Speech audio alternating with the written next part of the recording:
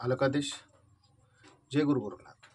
मित्रांनो, आज आपण स्वप्न शृंखलामध्ये 3 नंबरला जे स्वप्न पडतं, ज्या 3 नंबरच्या स्वप्नातून शक्ती कृपा करते त्याबद्दल जाणून घेणार आहोत. मित्रांनो, ज्या साधकाला, ज्या शिष्याला स्वप्नामध्ये स्वच्छ पाणी दिसते,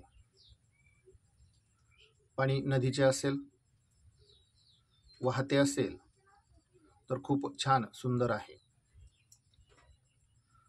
मित्रांनो, तलावाचा अर्थ वेगळा होतो, पाटबंधाऱ्याचा अर्थ वेगळा होतो, समुद्राचा अर्थ वेगळा होतो, खड्ड्या नाल्यांचा अर्थ वेगळा होतो. नदीला पवित्र मानलं जातं, नदीला गंगेला शुभ मानलं जातं, म्हणून गंगेचाच पाण्याचा आपण अर्थही शुभच पकडला जातो. जर एखाद्या साधकाला गुरुदीक्षेनंतर किंवा गुरुदीक्षाच्या अगोदर पण हा अनुभव होऊ शकतो.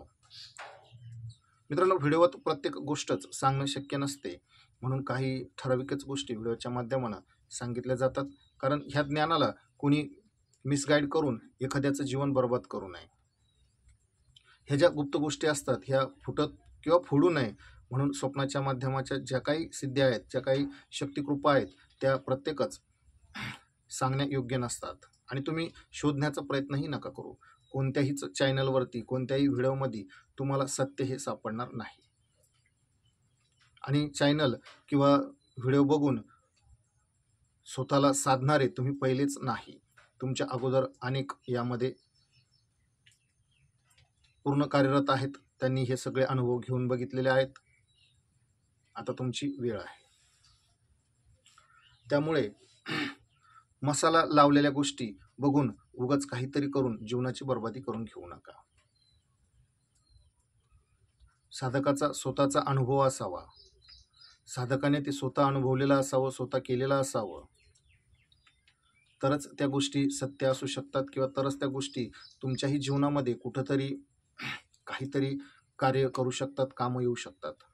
कारण एका गुरुचा अनुभव दुसऱ्या गुरुबंधूला येत नाही. 2 गुरुबंधूतील सिद्धी किंवा विद्या एकमेकांच्या कामं येत नाही. ज्याची शक्ती त्याचीच सिद्धिविद्या, ज्याची सिद्धिविद्या त्याचेच सामर्थ्य आहे. त्यामुळे ह्या विनाकारांच्या फंद्यामध्ये पडू नका. तर जाणून घेऊया की आपल्या जीवनात ज्यावेळेस आपण गुरुधारण करतो किंवा गुरुधारणेच्या अगोदरही पण स्वच्छ पाणी दिसण्यामागचे कारण. साधकाला स्वप्नामध्ये स्वच्छ पाणी का दिसते? तर मित्रांनो, स्वप्नामध्ये स्वच्छ पाणी बघण्याचा किंवा जो व्यक्ती बघतो तो खूप महान आहे, त्याचं अंतःकरण शुद्ध आहे. हा, जीवनात थोड्याशा प्रापंचिक गोष्टीमुळे काही गोष्टीत घडामोडी असतील, पण सुधारण्याचा मात्र काळ आहे. जर असे स्वप्न पडत असतील आणि व्यक्ती जर सुधारला, न्यायनीती धर्मकर्माने जर चालायला लागला, वागायला लागला, तर नक्कीच त्याचं जीवन इतकं सुंदर आणि आनंदी होईल की तो अपेक्षाही नाही करू शकत. तुम्हाला तुमची शक्ती, तुमचं दैवत अपेक्षेच्या पलीकडे देण्यासाठी तत्पर आहे, तयार आहे. म्हणून तुम्हाला स्वप्नात स्वच्छ पाणी दिसते. शक्ती तुम्हाला संकेत देण्याचा प्रयत्न करते की बाबा, तुझं जीवन तू ह्या पाण्यावाने शुद्ध ठेव, शुद्ध कर. ह्या नदीवाने, ह्या पात्रावाने तूही वाहण्याचा प्रयत्न कर.